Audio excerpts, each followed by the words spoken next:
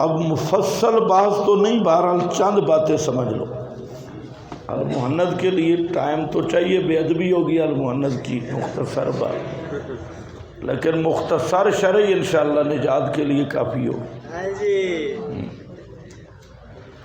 للڑ اس طرح للڑوں کو یہ بتاؤ کہ ہم المہند کی تفسیر بھی پڑھتے ہیں۔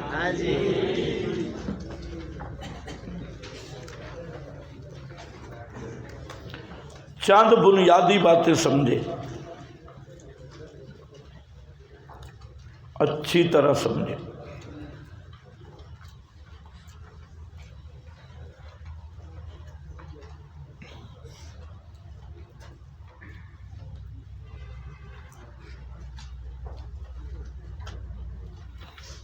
تم میں کوئی تکڑا طالب علم ہے جو 1923 کا سن ہجری نکالے؟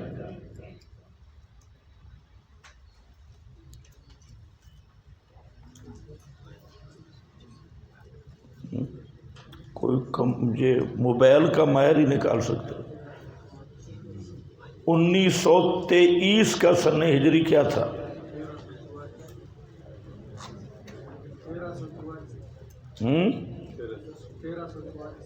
نہیں بنتی۔ صحیح سے کام کرو، جو بہت بڑا رولا آ رہا ہے۔ ہاں 1923 کا سن ہجری 1325 بنے گا یا 24 بنے گا یا اس کے قریب بنے گا۔ اپنی مرضی پہ نکالنا بھائی، ہمیں نہ سننا۔ کون نکال رہا ہے؟ آپ؟ ٹھیک ہے، چلو کوئی نکالو، صحیح جو نکال سکتا ہے۔ میری طرح متوجہ رہو۔ 1923 کو احمد رضا خان حج پہ گیا۔ اب کیا ہے؟ 2025 1923 یعنی 102 سال پہلے، 1 صدی 2 سال اوپر ہو گئے۔ احمد رضا خان حج پر گیا۔ ہاں 1300 صحیح نکالو یار، غلط نہ نکالو۔ 1300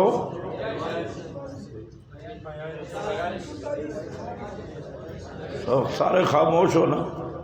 1342 والے ہاتھ کھڑا کرے۔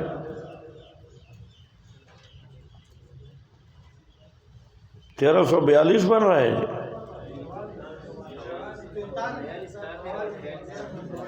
چلو 40 سے اوپر بن رہا ہے۔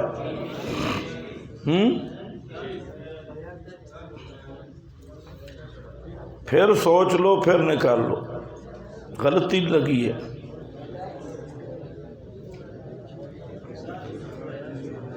ہاں یہ 1325 کے قریب بننا چاہیے۔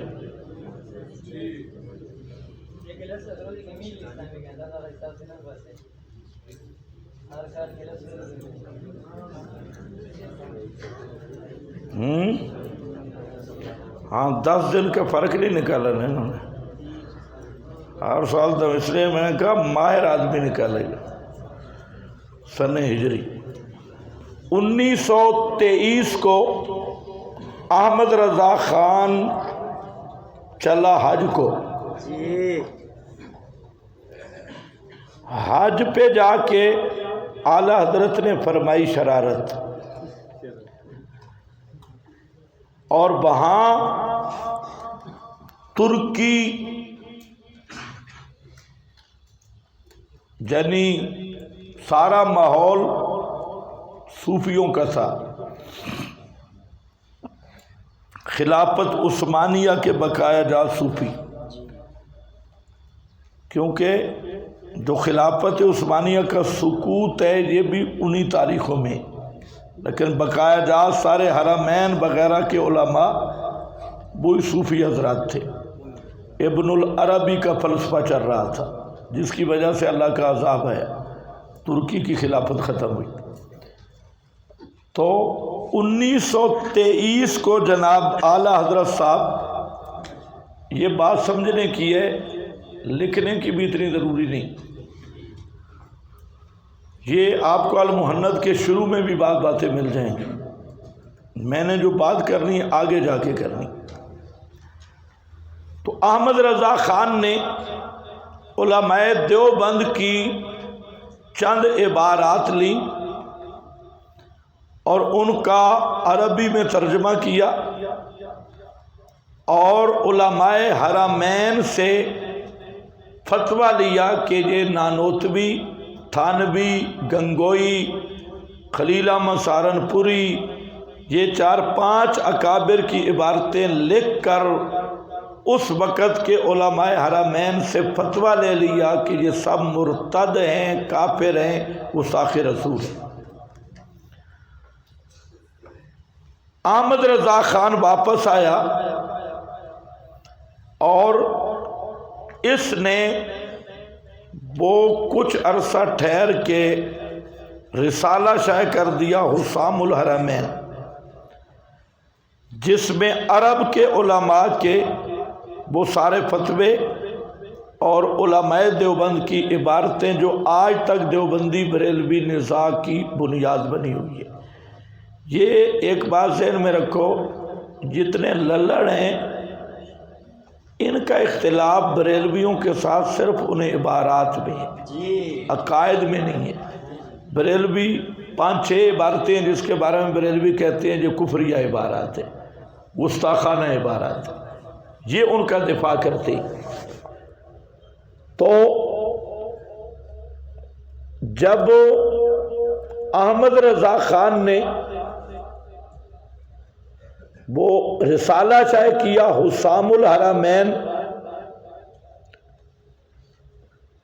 تو برے صغیر میں تحریک جہاد چل رہی تھی، اور وہ رسالہ بھی اس نے انگریز کے ایماء پر شائع کیا تھا کہ یہ جو ہندوستان علماء دیوبند بنیادی طور پہ مجاہدین کا گروہ تھا، اور یہ اولیاء اللہ لوگ تھے، انہوں نے دین کا بھی تحفظ کیا اور جہاد کا بھی تحفظ کیا۔ تو انگریز نے احمد رضا خان کو استعمال کیا ان علماء کے بدنام کرنے کے لیے۔ جس طرح سوات آپریشن شروع ہوا تھا تو اشاع توحید کے خلاف کراچی سے فتوے آنے شروع ہو گئے تھے، اور چاند گھمن کو لانچ کیا تھا اس آپریشن کے دوران، ان پہ فتوے لگاؤ، تاکہ لوگوں میں یہی حال تھا احمد رضا خان کا۔ حسام الحرمین جب شائع ہوا تو ہندوستان میں ایک طوفان برپا ہوگی، اور یہ بات مشہور ہو گئی کہ حرمین کے علماء نے علماء دیوبند کو کافر قرار دے دیا اور گستاخ رسول۔ اس کے بعد بعض علماء نے ملاقات کی حرمین کے علماء سے، اور انہیں صورت سے آگاہ کیا۔ اس وقت جو تھی نجدی تحریک بھی زوروں پر تھی عرب میں، محمد بن عبد الوہاب نجدی کی تحریک، اور یہ چونکہ بدعتی حضرات تھے تو اس وقت قابض تھے حرمین پہ، تو احمد رضا نے یہ بھی انہیں کہا کہ یہ جو دیوبندی ہیں یہ وہابی ہیں۔ وہابی اس وقت اس طرح کہتے تھے جیسے آج مجاہدین کا نام کو بدنام کیا گیا دہشت گرد ہے، اس معنی میں وہابی تھا کہ یہ وہ وہابی ہے۔ تو ان علماء نے 26 سوال لکھ کر بھیجے علماء دیوبند کی طرف، اور اس کا جواب طلب کیا۔ جواب دیا مولانا خلیل احمد سہارنپوری نے، علماء دیوبند کی طرف سے ان علماء کو وہ جو رسالہ تھا وہ احمد رضا کے اعتراضات کا جواب تھا. یہ بات ذرا سمجھو. اعتراض جو اس نے کیے تھے، اعتراض یہ تھا کہ یہ ختم نبوت زمانی کے منکر ہیں، اللہ تعالیٰ کو بالفعل جھوٹا کہتے ہیں، نبی کو بڑا بھائی کہتے ہیں، شیطان کا علم نبی سے زیادہ مانتے ہیں. یہ اعتراض تھے. تو اس کا جواب مولانا خلیل احمد سہارنپوری نے دیا اور بالمشافہ دیا. اب یہاں بات سمجھنے والی ہے. مولانا خلیل احمد سہارنپوری صاحب فوت ہو گئے. ان کی وفات سے کافی عرصہ بعد 27 سال کے قریب یا جو بھی جتنا عرصہ ہے بعد ایک رسالہ شائع ہوا جس کا نام رکھا گیا التصدیقات لدفع التلبیسات. اب وہ رسالہ بھی اصل کس نے کہاں کیسے شائع کیا کوئی پتہ نہیں. پھر جیلم سے چکوال سے قاضی مظہر صاحب جو معروف فراڈی ہے، قاضی مظہر حسین چکوالی خدامی نیم رافضی حق 4 یار کا بانی، اس نے المہند کے نام پر عقائد علماء دیوبند وہ شائع کی کتاب جو یہ ہے عقائد اہل سنت، اور اوپر المہند المفند. اس کی جو ڈیٹیل ہے المسلک المنصور میں میں نے لکھی ہے پوری، وہاں آپ دیکھ سکتے ہیں. جاؤ جو چیزیں وہاں لکھی ہیں جہاں میں صرف اشارہ کر کے وہ آپ وہاں سے دیکھ لیں. تو پہلی بات جو میں کرنا چاہتا ہوں کہ المہند یہ کذب ہے خلیل احمد سہارنپوری پر. یہ 14ویں صدی کا سب سے بڑا فراڈ ہے کہ سب سے پہلے ہم کہتے ہیں کہ اس کی سند ثابت کرو کہ جو خط مولانا نے لکھا تھا حرم کے علماء کو وہ خط کہاں ہے، اس کی کوئی اصل پیش کرو. پھر مولانا فوت ہو گئے، مولانا کی زندگی میں وہ خط شائع نہیں ہوا، وہ خط کس کے پاس رہا کوئی پتہ نہیں. پھر مولانا کی وفات کے بعد وہ خط شائع ہو رہا ہے، کس نے کیا کوئی پتہ نہیں. تو یہ کتاب کی نسبت ہی مجہول ہے. میری بات سمجھ رہے ہو؟ یہ کتاب کی نسبت ہی مجہول ہے مولانا خلیل احمد سے. ہم نے عرب جا کے بھی پتہ کرایا، وہاں کے جو علماء ہیں پرانا ریکارڈ سارا جمع ہے. میں نے 3-4 وہاں کے ذمہ دار آدمیوں کی ڈیوٹی لگائی کہ یہ جب حسام الحرمین کا مسئلہ بنا تھا تو ہمارے حضرات نے خط لکھا تھا، وہ اصل چاہیے ہمیں، اس کا فوٹو اسٹیٹ. ابھی تک وہ نہیں ملا، ابھی تک بھی وہ کہہ رہے ہیں کہ ہم تلاش کر رہے ہیں لیکن مواد بھی نہیں ہے. حالانکہ ریکارڈ میں ہونا ضروری ہے کہ انہیں خط لکھا تھا اور وہ سارا ریکارڈ موجود ہے جو کچھ پہلے ہوتا رہا، تو وہ خط وہاں نہیں ہے، اس وقت تک نہیں ملا. ادھر کس کے بھائی دیکھے وہاں کوئی پریسیں نہیں تھی، انہوں نے وہ خط لکھ کے بھیجا تھا حرمین، وہ خط ان کے پاس گیا. مولانا فوت ہو گئے، ان کی وفات کے کچھ عرصہ بعد التصدیقات ایک رسالہ شائع ہوتا ہے، بھئی یہ وہی خط ہے جو مولانا نے جواب دیا تھا. تو اس کی کیا گارنٹی ہے کہ یہ وہی خط ہے؟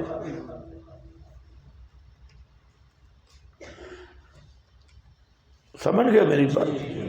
کس نے شائع کرایا، کہاں وہ محفوظ رہا؟ تو یہ اصول کے مطابق یہ جعلی دستاویز ہے، اور اس کا ثبوت ہی نہیں مولانا خلیل احمد سہارنپوری سے۔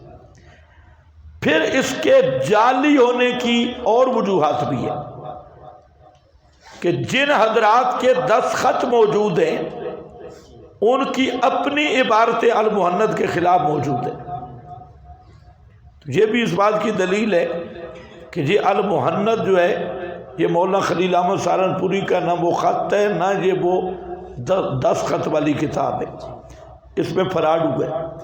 مثلا مفتی کفایت اللہ صاحب کے بھی 10 خط انہوں نے ظاہر کیے، مفتی کفایت اللہ صاحب کی اپنی عبارتیں سخت خلاف ہیں اس کے، کفایت المفتی کی۔ تھانوی صاحب کے 10 خط ظاہر کیے، تھانوی صاحب کی اپنی عبارتیں اس کے سخت خلاف ہیں۔ مفتی عزیز الرحمان کے 10 خط ظاہر کیے، مفتی عزیز الرحمان کا فتاوی دارالعلوم دیوبند ہے کہ اس نے اس کے بخیے اڑے لے، بالکل اس کے برعکس عقیدہ ہے۔ تیسری وجہ جعلی ہونے کی یہ بھی ہے کہ وہ سوال تھے احمد رضا کے اعتراضات کے متعلق، اس میں توسل اور یہ حیات النبی اور زیارت قبر النبی اور شد رحال کا مسئلہ، اس کا احمد رضا سے کیا تعلق ہے؟ بھئی احمد رضا نے اعتراض کیے تھے 6 عبارتوں پہ، اس پہ انہوں نے فتوے لگائے جو اسام الحرمین میں موجود ہے، لیکن المحند میں کیا ہے؟ حیات النبی، شد رحال، سفر کرنا کے لیے نیت باندھنا اور وسیلہ، یہ جو مسائل ہیں اس کا تو احمد رضا نے بات ہی کوئی نہیں کی، اس کا اسام الحرمین موجود ہے۔ تو یہ بھی کبھی شہادت ہے کہ المحند جعلی کتاب ہے، اور اس کو بعد میں ترتیب دیا گیا۔ کتنی چیزیں میں نے بتائی؟ 3۔ ایک تو اس کا ثبوت نہیں، ثبوت ہی نہیں۔ اچھا مزے کی بات، اسام الحرمین شائع ہو گیا، احمد رضا مر گیا، اور بہت سارے عرصے کے بعد المحند شائع ہو رہی ہے۔ جواب اسام الحرمین کے مصنف بھی جہنم پہنچ گیا، جواب بعد میں آ رہا ہے۔ تو ایک تو یہ بالکل مشکوک نہیں، یقینی بات ہے کہ یہ المحند جعلی کتاب ہے۔ دوسری وجہ جعل میں نے آپ کو بتا دی کہ جن حضرات کے دستخط ظاہر کیے گئے ہیں ان کے ہاتھ کی لکھی ہوئی کتابیں اس کے خلاف ہیں، عبارات خلاف ہیں۔ تیسری وجہ میں بتا رہا ہوں کہ احمد رضا خان اس نے جو بات کی تھی، اس نے کس کی بات کی تھی؟ 4-5 عبارتیں تھیں، تھانوی صاحب کی عبارت، نانوتوی صاحب کی عبارت، علامہ خلیل احمد سہارنپوری صاحب کی عبارت، اور علامہ حضرت گنگوئی کی عبارت رحمہم اللہ۔ ان اکابر کی انہوں نے عبارتیں پیش کی، بس۔ جبکہ اس خط کا جواب تھا المحند اسام الحرمین میں، جو اس میں حیات النبی کدھر آ گیا، اس میں توسل کدھر آ گیا، اس میں قبر النبی کی نیت سے جانا ہے یا مسجد نبی کی نیت سے شد رحال کدھر آ گیا، اس میں اشغال صوفیاء کدھر آ گئے، اس میں مردوں سے فیض حاصل کرنا کدھر آ گیا، اس کے سوال اور ہیں، اور المحند میں کچھ اور لکھا ہوا ہے۔ اسام الحرمین یہ بھی اس بات کی زبردست دلیل ہے کہ المحند جعلی کتاب ہے، اور یہ بعد میں کسی فراڈی نے لکھی ہے۔ ہمارے اکابر کا دامن اس سے بالکل پاک ہے۔ کتنی باتیں؟ 3۔ چوتھی بات ہے بڑی مزیدار، یہ جو میں نے آپ سے حساب کروایا اس کی ایک خاص وجہ تھی کہ یہاں پر المحند پر جو تقریضیں اور تصدیقیں ہیں ان کی ڈیٹ ماشاءاللہ بڑی سچ بول رہی ہے۔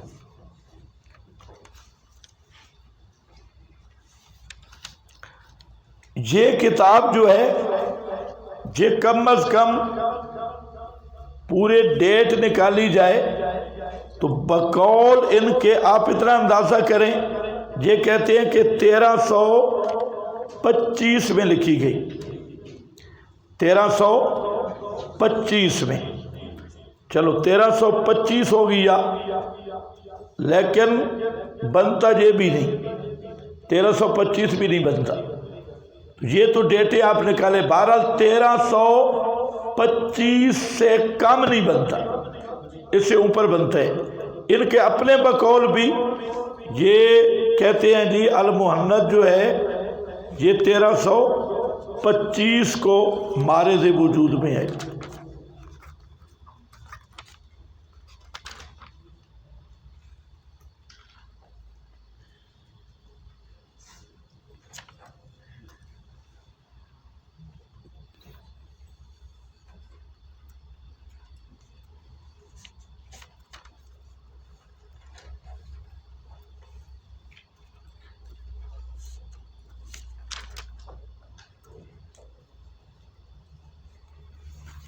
اس کے تفصیلی تعارف میں 1325 لکھا ہے، چنانچہ یہ رسالہ 1325 میں تحریر ہوا، المحند علی المفند کے نام سے ملک میں شائع کیا گیا، تو یہ کہہ رہا ہے 1325، چلو ہم اسی کو لیتے ہیں، لیکن یہاں جو تقریضیں ہیں وہ 1301 کی ہے۔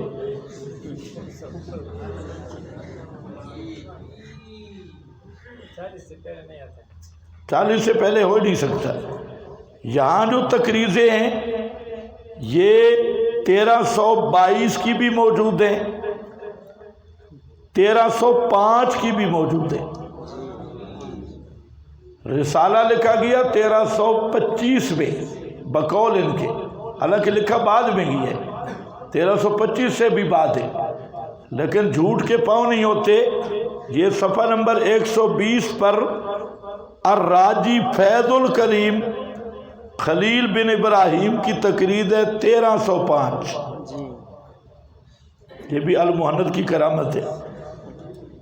اور اسی طرح المدرس مدرسۃ الشفا کی 1322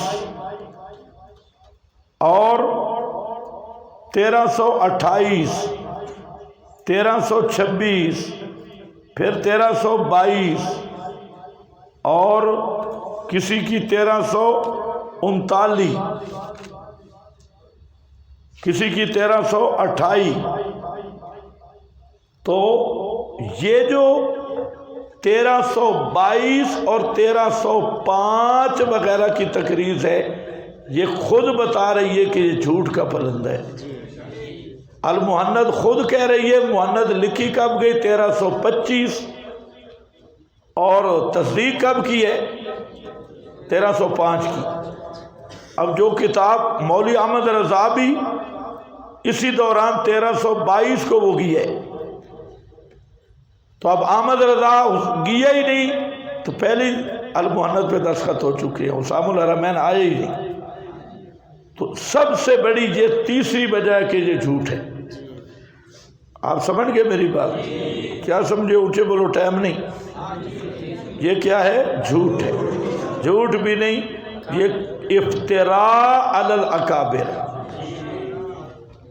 بس یہ پہلی بنیاد ہے، ریبن کی تفسیر کا پہلا نقطہ ہے، اس کا حاصل ہے کہ یہ کذب علی الاکابر ہے، جھوٹ اور بکواس پہ مبنی۔ دوسری بات سمجھو، ہم کہتے ہیں کہ آؤ المحند کو معیار مقرر کر لو، اگر المحند معیار ایمان ہے تو ہم چیلنج سے کہتے ہیں کہ اکابر دیوبند میں ایک بھی مسلمان نہیں، مولوی سرفراز سمیت، اور اگر المحند معیار اہل سنت ہے تو علماء دیوبند میں ایک بھی سنی نہیں، اور اگر المحند معیار دیوبندیت ہے تو علماء دیوبند میں ایک بھی دیوبندی نہیں۔ توجہ ہے؟ اس پہ چیلنج کرو ان کو، اور اس پہ یہ گٹر کا پورا پانی پی لیں گے، مناظرہ نہیں کریں گے۔ حالانکہ ان کی ساری کتابیں 100 سے زیادہ حوالہ موجود ہے کہ المحند عقائد اہل سنت، جہاں پر بھی اس نے لکھا ہے عقائد علماء اہل سنت دیوبند، اور عقائد پتہ ہے مولانا سرفراز نے لکھا ہے عقیدہ کوئی ضنی نہیں ہوتا، اور عقیدہ کوئی بھی ایسا نہیں جس کا انکار کفر نہ ہو، رائے ہدایت میں تو نام بھی عقائد لکھا ہے۔ اب اس عقائد کو ہم کہتے ہیں آؤ لڑو معیار ایمان ہے تو ایک دیوبندی مسلمان نہیں، معیار اہل سنت ہے تو ایک علماء دیوبند میں اہل سنت نہیں، اگر یہ معیار دیوبندیت ہے تو ایک دیوبندی علماء بھی دیوبندی نہیں۔ یہ ہمارا دعویٰ ہے۔ اس دعویٰ پر پوری 40 دلیل ہمارے پاس موجود ہے اس المحند پہ، چلہ کے حساب سے موٹی موٹی میں آپ کے سامنے ذکر کرتا ہوں۔ پہلی چیز ہے کہ المحند میں صفحہ نمبر 30 پر لکھا ہے، عقیدہ لکھا ہے کہ نبی پاک کے وجود کے ساتھ جو مٹی لگی ہے یہ عرش اور کرسی سے افضل ہے۔ ایک صفحہ نمبر 37 پہ ہے کہ دلائل خیرات کا وظیفہ کرنا ہمارا معمول ہے۔ دلائل خیرات جو پوری کفر شرک پہ مبنی کتاب ہے، اس کا وظیفہ کرنا ہمارا معمول ہے۔ صفحہ نمبر 40 پہ لکھا ہے مردوں سے فیض حاصل کرنا، باطنی فیض، یہ جائز ہے۔ صفحہ نمبر 41 پہ لکھا ہے عبد الوہاب نجدی اور اس کے پیروکار یہ خارجی ہیں، ان کو اللہ تباہ کرے، خوارج ہیں۔ اسی طرح شد رحال، توسل بالاموات، اس کو اعلی عبادت لکھا ہوا ہے۔ اشغال صوفیہ، صوفیوں کے شغل کرنا۔ اب میری بات ذرا سمجھے، اس کو کیا بنایا؟ عقائد۔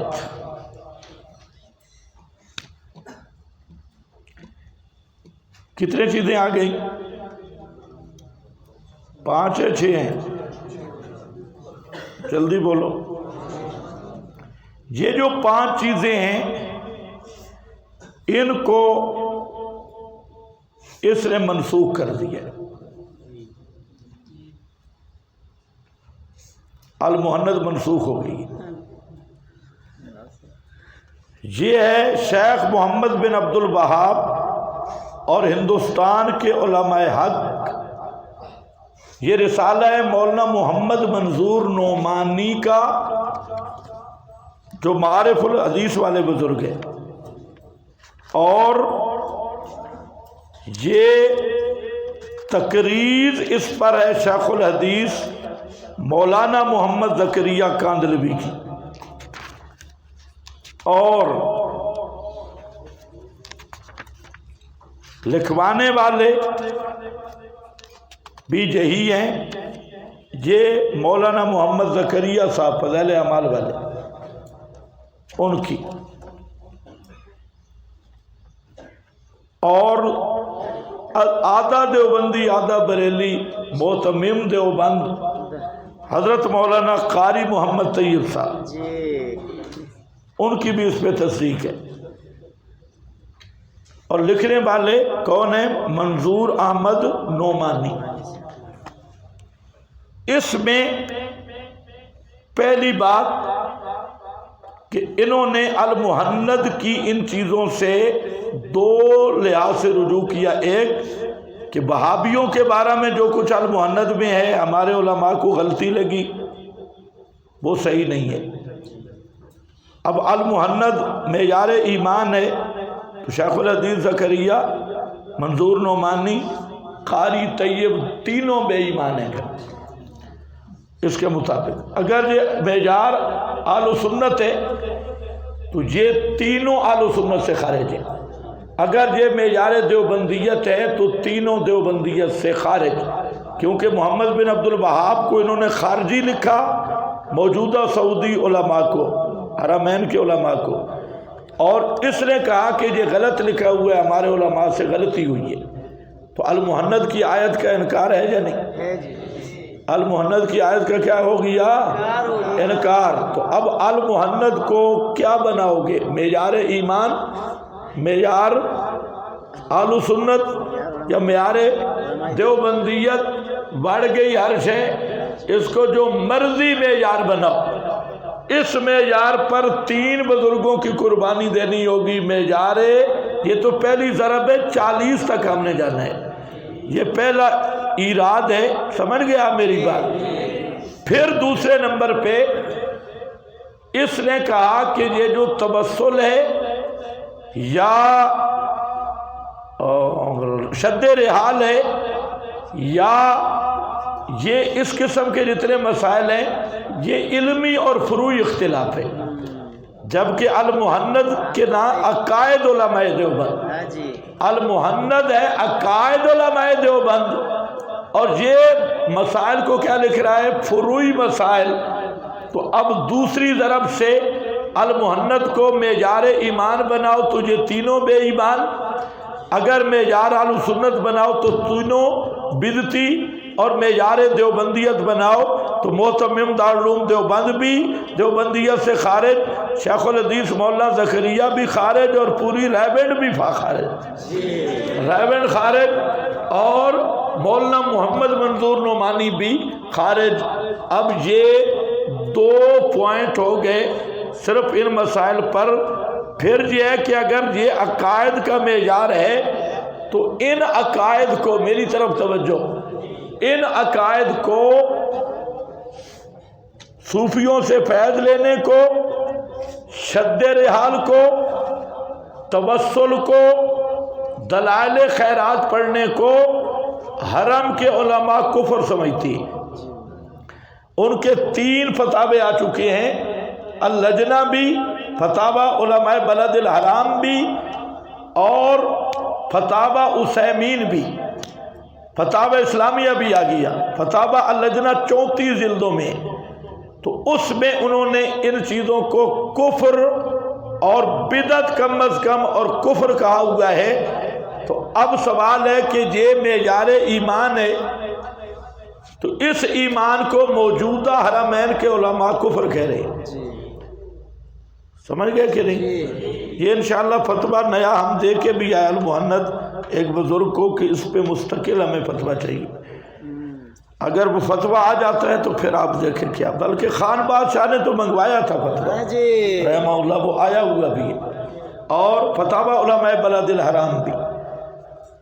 تو المحند وقت پھر گیا۔ اب آؤ جو المحند میں مسئلہ حیات لکھا ہے، اچھا المحند میں مسئلہ سماع نہیں لکھا ہوا، سماع النبی کی بات المحند میں نہیں ہے۔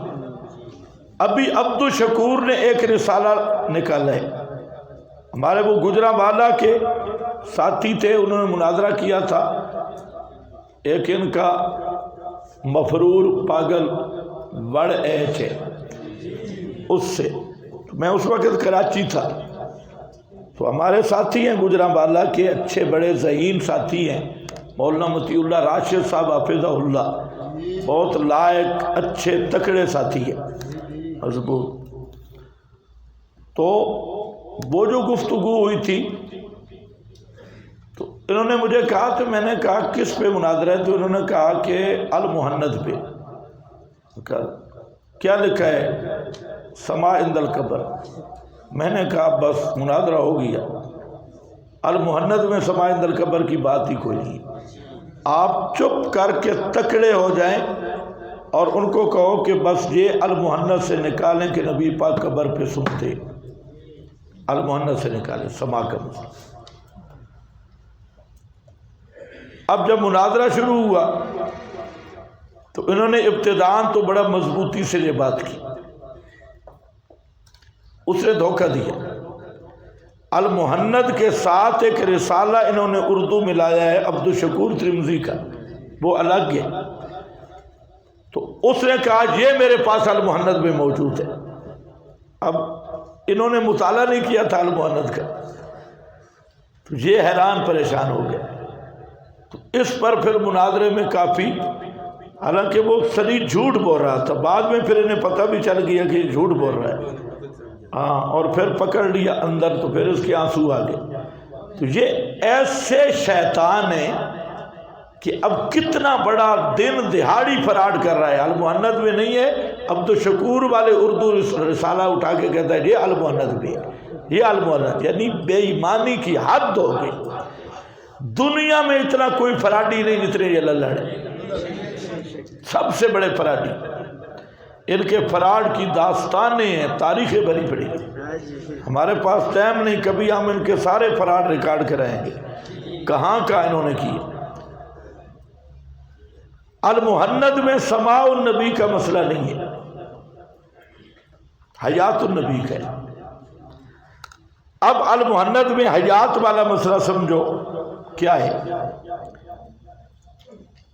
المحند میں ہے کہ اندنا و اند مشائخنا، ہمارے اور ہمارے مشائخ کے نزدیک حضرت الرسالت صلی اللہ علیہ وسلم حی فی قبرہ الشریف وحیاتہ دنیویۃ، حیاتہ دنیویۃ من غیر تکلیف وہی مختصۃ بہ صلی اللہ علیہ وسلم وبجمیع الانبیاء والشہداء لا برزخیۃ کما ہی حاصلۃ لسائر المؤمنین بل لجمیع الناس کما نص علیہ العلامہ السیوطی فی رسالتی انباء الازکیاء بحیات الانبیاء ہے تو قال الشیخ تقی الدین السبکی حیات الانبیاء والشہداء فی القبر۔ تو یہاں سے یہ عبارت ہے، اب ذرا سمجھو، اس میں یہ کہہ رہا ہے کہ ہمارے اور ہمارے مشائخ کے نزدیک نبی کریم علیہ السلام قبر شریف میں زندہ ہیں، لیکن حیات کون سی ہے؟ دنیاوی۔ آپ کی حیات بھی دنیاوی ہے، باقی انبیاء اور شہداء کی حیات بھی دنیاوی ہے، برزخی نہیں ہے، جیسا کہ عامت المومنین کی حیات برزخی ہے۔ عبارت ذرا سمجھو، نبی پاک کی حیات بھی کیا ہے؟ دنیاوی، انبیاء اور شہداء کی حیات دنیاوی، لا برزخیت، یہ دنیاوی ہے، برزخی نہیں۔ اور برزخی حیات کس کی ہے؟ عامت المومنین کی، عامت المومنین کی۔ اب ذرا سمجھو، انبیاء، امام الانبیاء اور شہیدوں کی حیات دنیاوی ہے، اور عامت المومنین کی حیات برزخی ہے۔ پہلے تجھے سمجھ آ گیا کہ دنیاوی مقابل کس کے ہے؟ برزخی کے۔ دوسری یہ چیز سمجھ آئی کہ انبیاء اور امام الانبیاء اور شہیدوں کی حیات تو ہے دنیاوی، اور عام مومنوں کی حیات کیا ہے؟ برزخی۔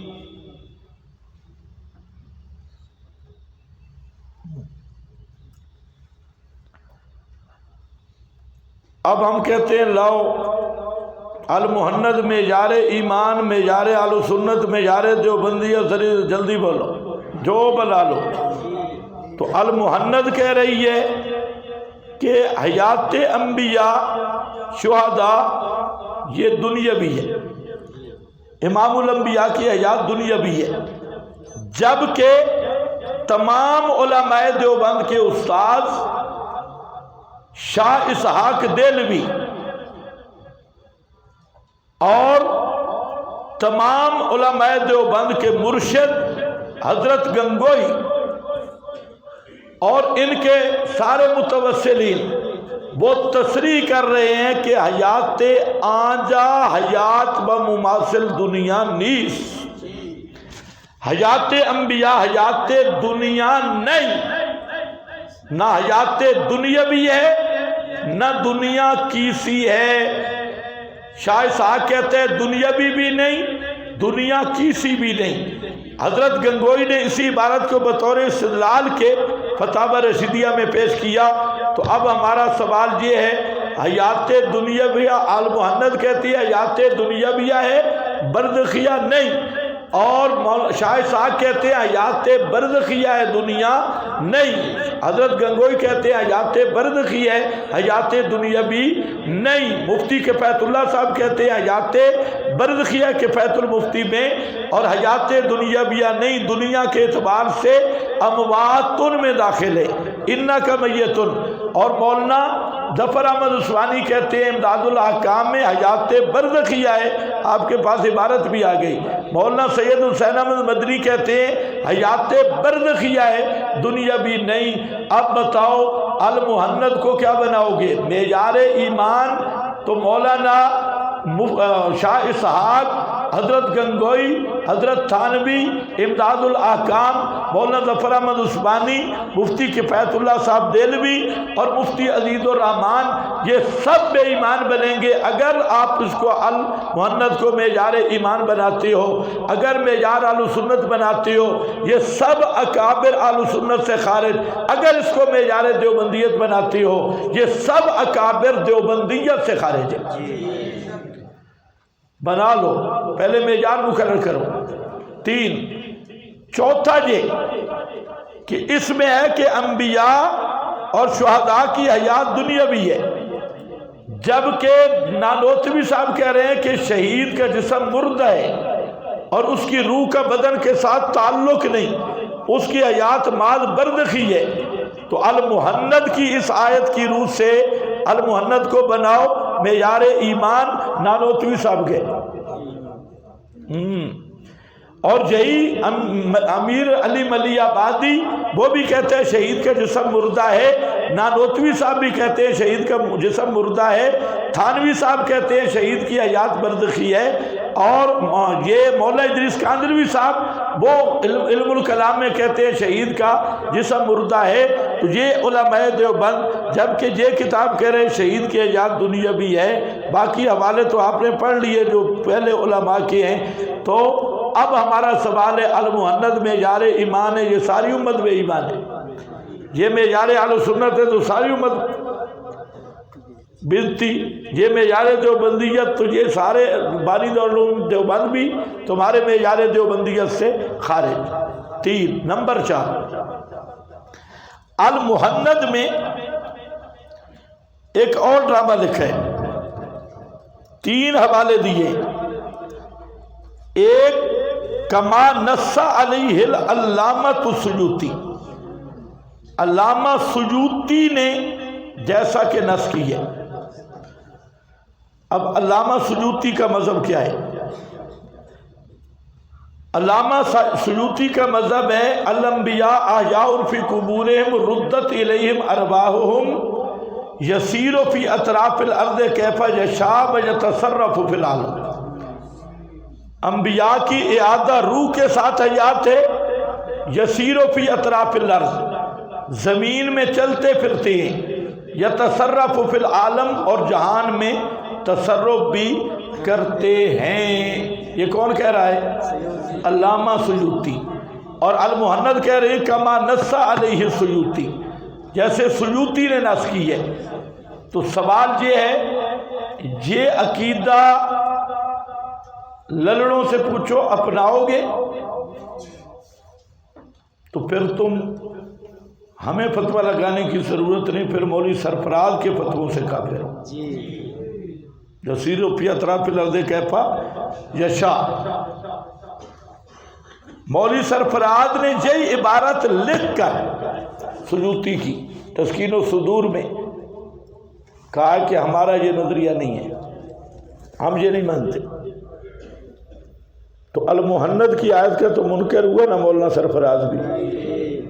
ہاں سمجھ گئے کہ نہیں؟ المحنت کہتی ہے جیسے سیوطی کہے، اور مولوی سرفراز کہہ رہا ہے کہ ہم سیوطی کی نہیں مانتے۔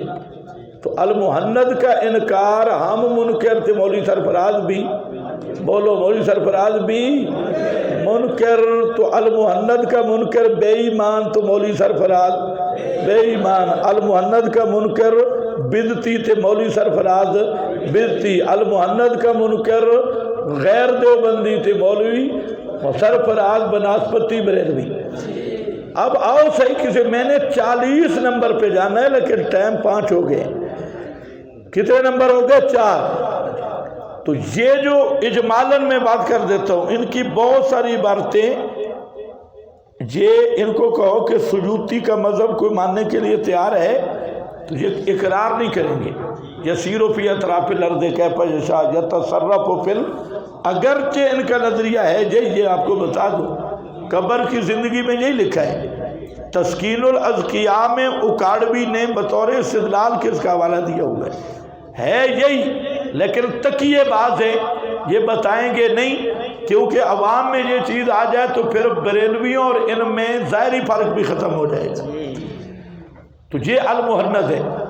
5ویں بات یہ ہے کہ المحند میں یہ بھی لکھا ہے کہ